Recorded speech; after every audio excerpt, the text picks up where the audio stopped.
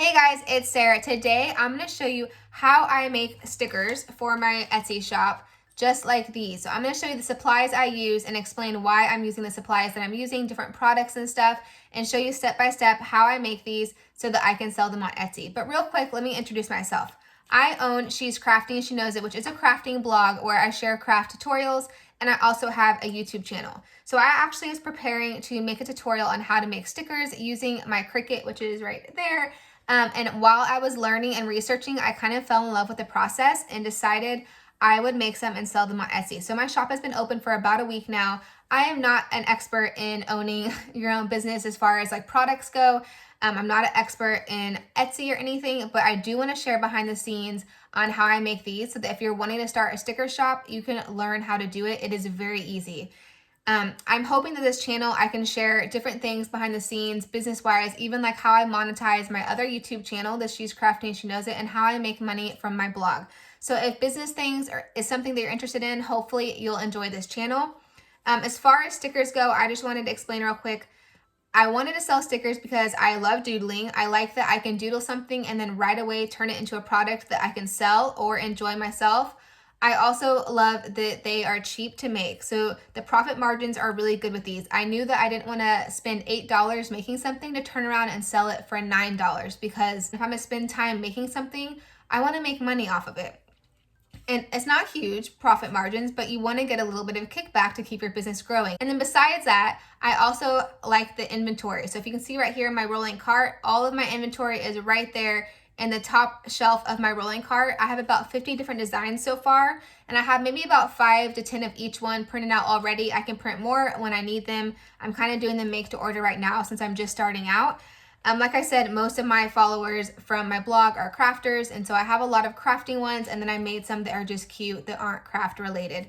So I did not want huge boxes of like bulky sweatshirts, and I didn't want to fill, this is a brand new craft room in our new house. I didn't want to fill it with inventory that I was rushing to get out of this room and feeling suffocated by. And so the stickers do not take up much space. So let's go ahead and get started with the supplies that I'm using, and I will walk you through exactly how I'm making these stickers. Like I said, if you have any questions or something that you're wanting to learn that's not related to this, maybe it's related to my blogging and you have a YouTube channel, please comment below and just let me know, and I could hopefully make more videos in the future. And if I don't know the answer, I will tell you that I don't know the answer because there's a lot that I don't know. But let's go ahead and jump right in. Okay guys, so what we're looking at is my iPad. So we're gonna start at the very beginning of the process. So the very first thing is creating your sticker designs. So this is on Procreate on my iPad. I have my Apple Pencil right here. I know it's kind of dark. I turned off the overhead lights so that there's no glare on the iPad. So bear with me. But this is my sticker design. So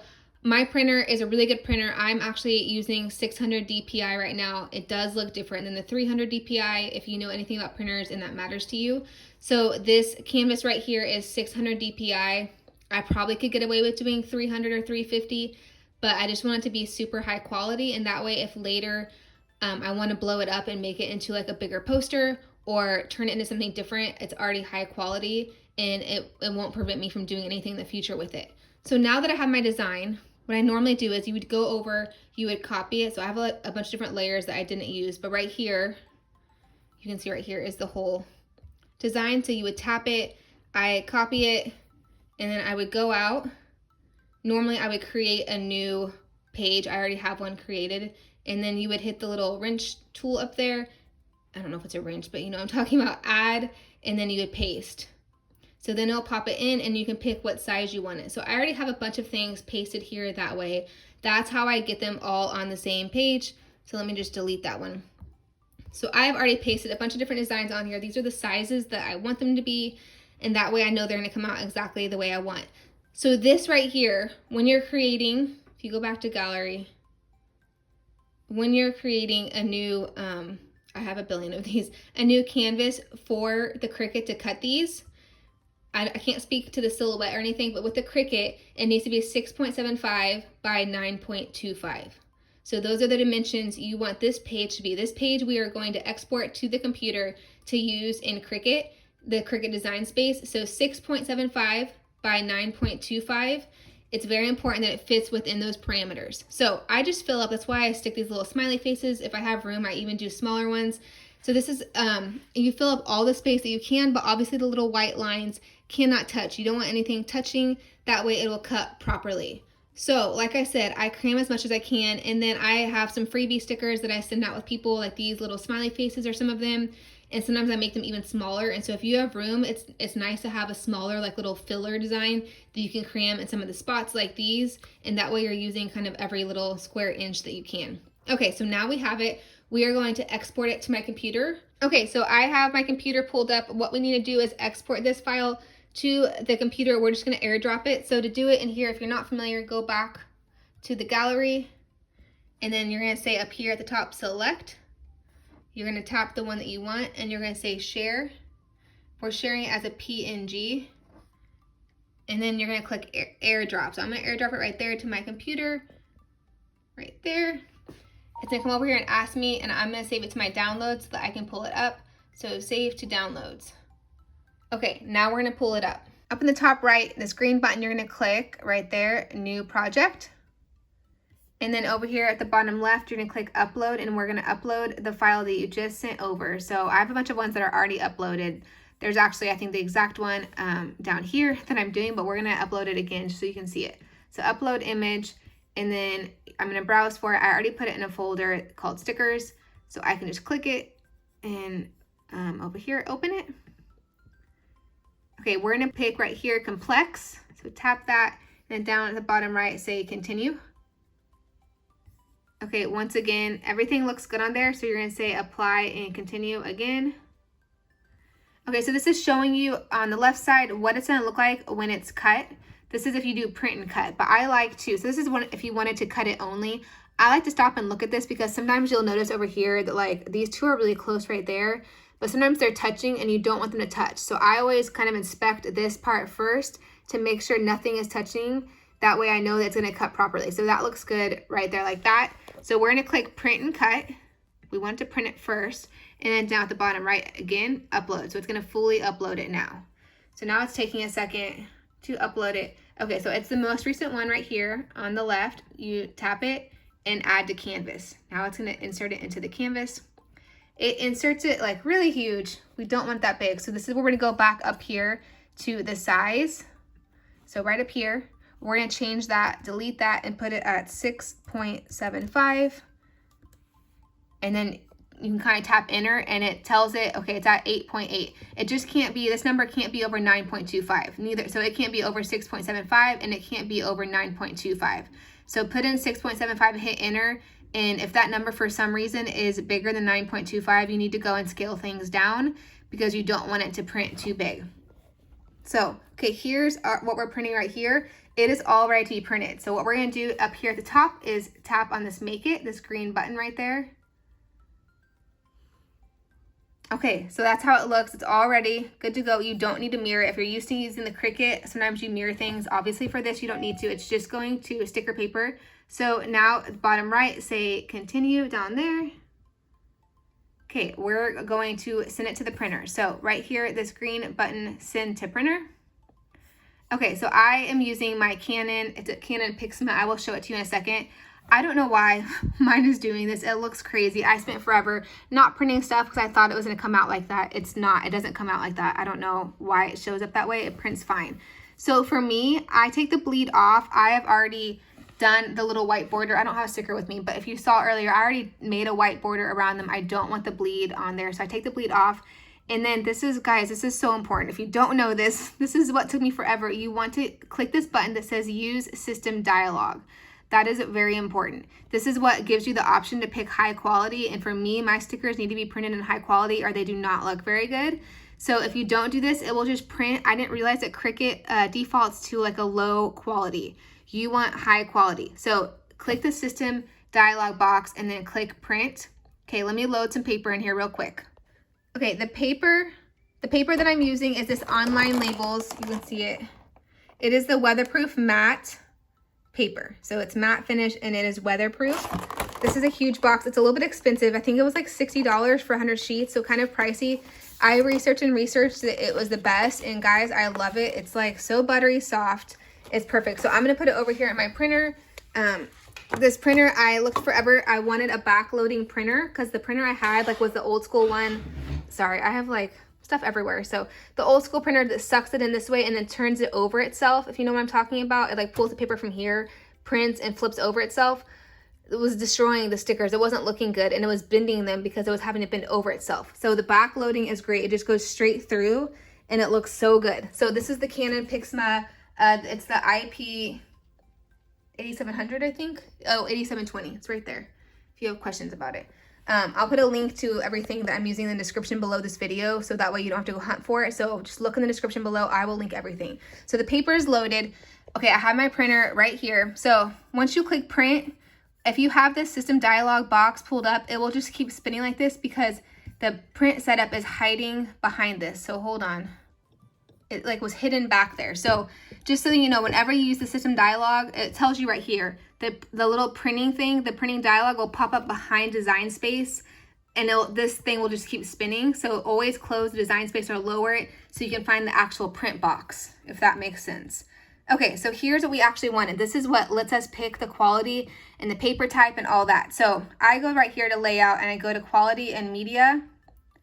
And for me personally, so you can play around with the settings with your sticker design, the colors that you want. For what's working best for me is the plain paper setting and high quality. So you can mess around and change this to like photo papers. I know I tried using the photo paper, the plus glossy. It was just okay. It worked well. I had a Target sticker and it worked really well for the Target sticker. It gave me the perfect red, but for everything else, the colors are kind of too dark.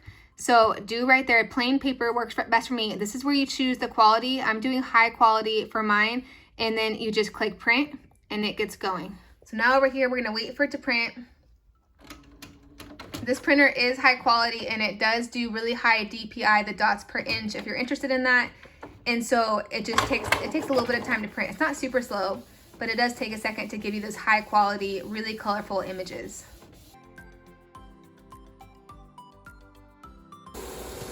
Okay, so now it is done printing. Let's go on to our next step. Okay, so now that we have it printed out, this is where I laminate it. So I am using the Avery. They're self-adhesive laminating sheets. So these are what I'm using. This is what makes it more waterproof. So this paper right here, the online sticker paper, is pretty weatherproof, waterproof, but the ink on top is not. The ink is not waterproof. So we're gonna take this laminating sheet. This is the most important part. So these black lines right here is what the Cricut uses to know where everything is and where to cut. So you cannot cover the black lines with the laminating sheet or the Cricut cannot read it. Sorry, my printer is making all kinds of noises. Okay, so I just take it and kind of line it up, but do not go over the black line. I leave a little bit of space. Just leave a little bit of a gap so that you don't get too close to it. I draw some little lines so that I know where to cut this laminating sheet. The laminating sheet is definitely too big. It is too big every time. So I do some little lines. Now you can't just go ahead and cut a billion of these because each time I print this, it's different depending on what stickers I fit and how close to the full 6.75 by 9.25 it is. So remember, this one was 6.75 by 8 point something. So if I cut it ahead of time to 9.25, it would hang over the bottom where that black line is. So I just measure each time, honestly. It doesn't take that much time. Then I use my little paper cutter. So scoot your sticker sheet over. I use my little paper cutter and I just trim it down. So now that we have the laminating sheet cut to the right size, you can kind of even put it back on, make sure you did it right. Okay, that is a good size. So I have my sheet here. What I do, this is not necessary, but just for me, I had a hard time learning to laminate this without messing it up. So I take a little bit of Scotch tape and I just put it at the bottom right here. As long as nothing goes over the black lines, you are good. So a couple pieces down here to hold this really firm. So normally I don't have a camera like right here, but what I do is I line it up the way that it needs to go. So that looks good. And then I kind of pick, so the laminating parts on top and the white sheets on the bottom, I pick at one of the corners. I start with the bottom right because it's easiest for me. I saw another lady do this who was making stickers and I thought it worked really well. I cannot remember who it was or I would give her credit, but this is how she did it. Okay, so I have a tiny, I don't know if you can see that. It's separating the tiniest bit right there. That's what I need. Okay, so get it ready. You're gonna line up where you want it on the sides. Make sure, like I said, that it's not gonna cover any of the black lines. Peel back the white. So the clear parts on top right here, the whites on the bottom you fold the white sheet under like that, and this lets you go ahead and get started and put one of the corners down. So I'm going to put this bottom right corner down. So now it's stuck to the bottom right corner.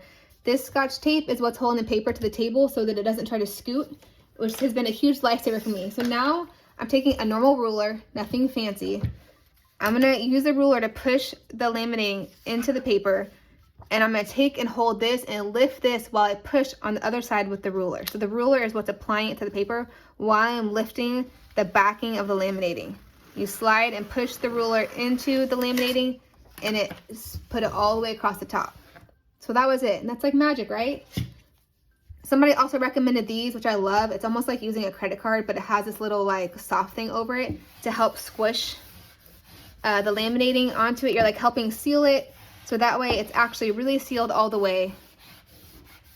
So you're just making sure that the laminating is really adhering to the paper.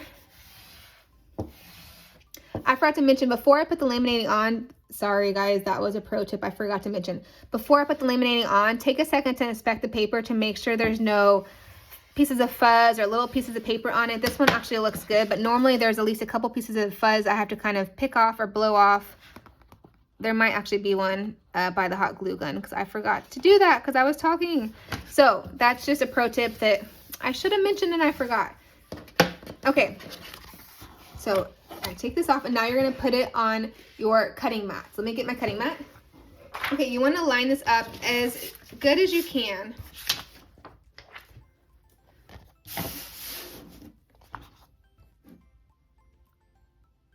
So the black lines on the paper that printed is what will help the Cricut, but you still want to line it up the best that you can.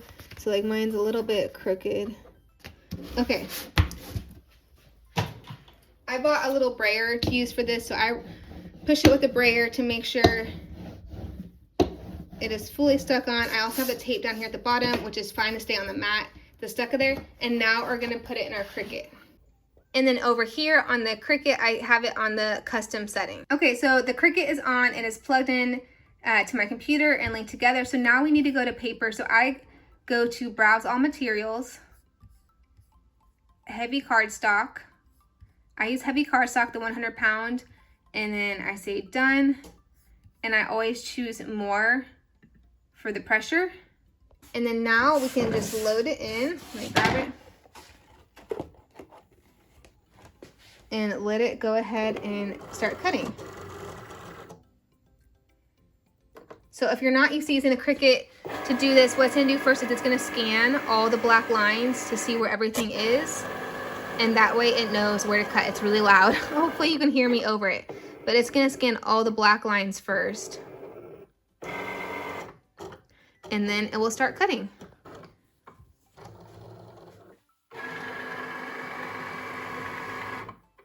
Okay, so I read a lot about using different labels while it's doing that scanning. So you can get glossy in these. I read that the matte was better quality, it seemed like, or people just liked it better.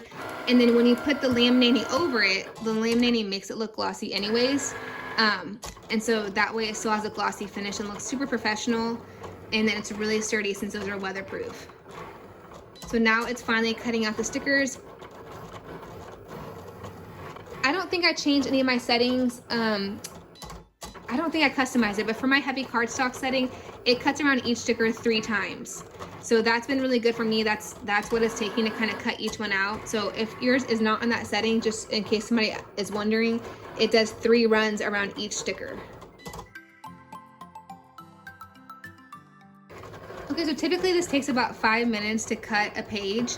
And if I'm printing a lot of the same sticker, what I do is I print back when Cricut Design Space asked you how many copies you wanted, or like in that printing dialogue, I would print maybe 4 at a time and cut obviously 1 at a time. But while this one's cutting, I would be laminating and getting the other ones ready so that as soon as this one's done cutting, I could just go ahead and put on the next one and it would be time for it to cut. So that's one way to kind of use your time if it feels like you're waiting forever for this to cut. I know it's so loud in the background, I'm sorry.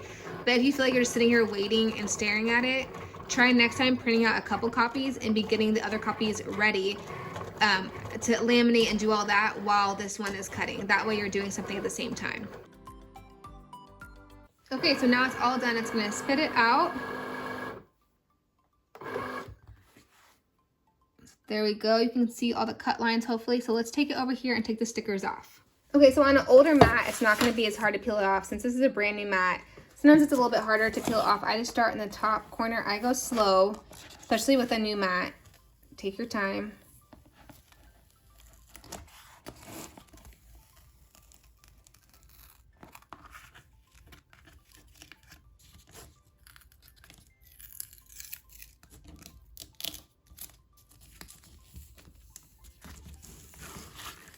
Kind of start with all the corners.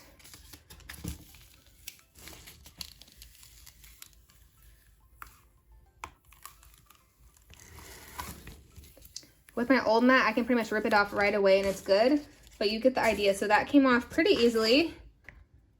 And then to get them off, I just kind of bend the mat and they'll start kind of peeling off. If for some reason they get really stuck, I have this little tool. So you can kind of like slide underneath there. But for the most part, you can just kind of bend the mat a little bit, and as they peel up, pull them off.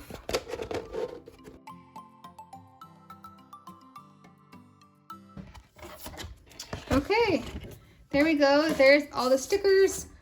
So what I wanted to show you is I have this little slice tool. I will also link it in the description below. This is not 100% necessary. I just think it's nice. So on the stickers, what I do is I put my cutting mat down, and then I take my sticker, and this is what's going to give it the little slit in the back that makes it easier for your customers to apply, or if these are for you to apply. This is like, has a little razor blade, but it is not sharp. Like I can poke my finger and it's not cutting the skin. So it is not like an X-Acto knife or anything, but you take it and you just cut it straight across, and hopefully you can see that so it cuts it enough that it can peel easily, so that your customers aren't having to pick at the corners of the sticker and maybe messing up the sticker just to get the back off.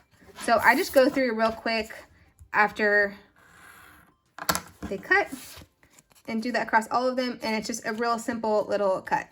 Obviously you don't want to push too hard that you cut all the way through the sticker or anything. You can just do light pressure. I have never cut the sticker, so I just do like super light pressure. I just do whatever diagonal across the back. It does not really matter. It doesn't really matter what angle you do as long as it's easy to get the backing off. So just wanted to show you real quick how I kind of do that. Okay guys, so that's it. That is how I make my stickers pretty much from beginning to end. Hopefully that was helpful. I feel like I just water hosed you with so much information, so hopefully it wasn't too overwhelming. If you have questions, please comment below and I will try my best to answer them. And like I said, I will link all the supplies I used in the description below this video, so that way it's easy for you to find everything that you need to go ahead and start making stickers yourself. If you like this video, please give it a big thumbs up and make sure you subscribe for more videos. Bye!